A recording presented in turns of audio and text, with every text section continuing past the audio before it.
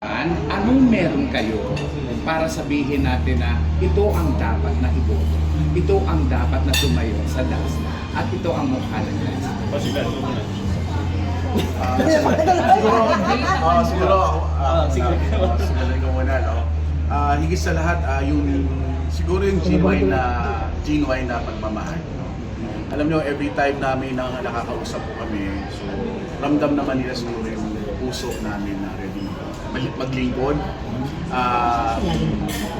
Alam naman nila kung sino alam nyo yung totoo na talagang magsuserve talaga. Ano yung mga paghahanda? Una talaga, prayer lang, and yung sa panalangin na yun. Alam ko, sometimes, sa prayer na yun, all things work together for good.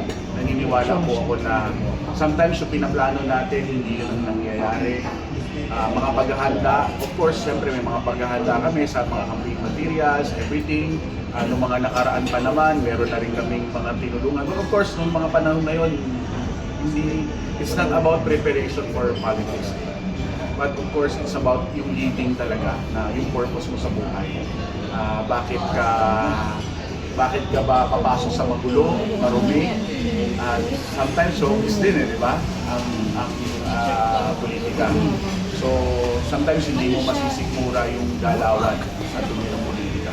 Pero, it's about yung pagiging genuine lang. I think, makikita na naman nila yan sa pagsasalita kung paano namin gustong makapagano. And gusto ko talaga maging public servant. And it's about my calling na makapag-share po ng aking mga nalalaman and experience sa council ko.